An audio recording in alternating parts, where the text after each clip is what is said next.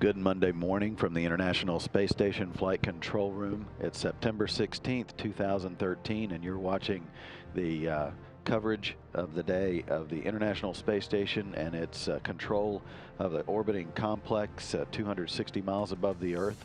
The orbiting complex has just moved into a sunset. As it crosses the Southern Ocean, heads toward the Indian Ocean and the continent of Australia. From this vantage point of 260 miles above the Earth, the crew on board the station enjoys a sunrise and sunset about every 45 minutes as the station circles the Earth about every 90 minutes.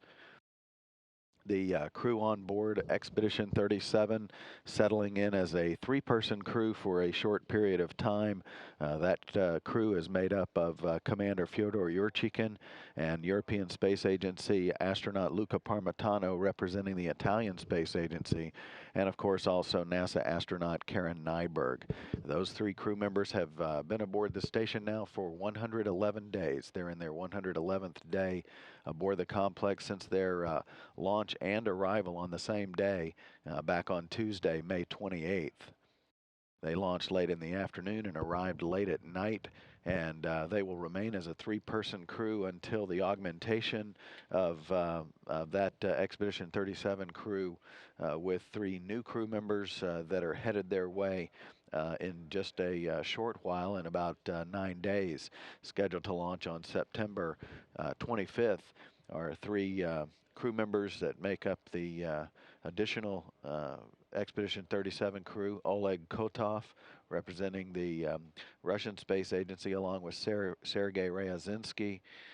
Those two, Ryazinsky will be making his first flight into space, and they'll also be joined by NASA astronaut Michael Hopkins, who also will be making his first flight. Kotov, no stranger to life aboard the International Space Station, as this will be his third long-duration voyage on the ISS, having served as a member of Expedition 15 and also jointly Expedition 22 and 23.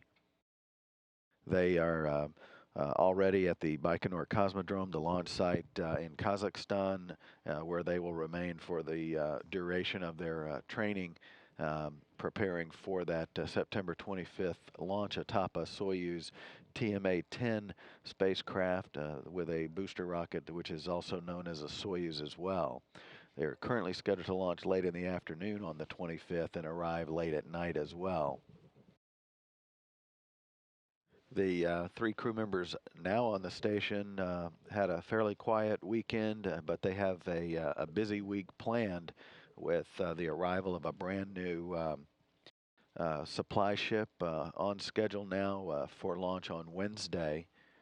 That Cygnus spacecraft, as it's known, will launch atop an Antares rocket from the Wallops Flight Facility, the Mid-Atlantic Regional Spaceport, that will serve as the focal point this week with the launch scheduled for Wednesday at just before 10 a.m. Central Time, 9:50 Eastern. And of course, we'll have all the coverage of that launch as associated with the rendezvous and docking as well just a few days later. So the crew will be doing some onboard training today associated with the robotics activity to capture that Cygnus spacecraft, which will be the 135th visiting vehicle to the International Space Station when it arrives. So the crew, in addition to experiments, is conducting some Cygnus preparation training, as well as the flight control teams here in Houston and around the world anticipate the launch and arrival of that new vehicle to the International Space Station.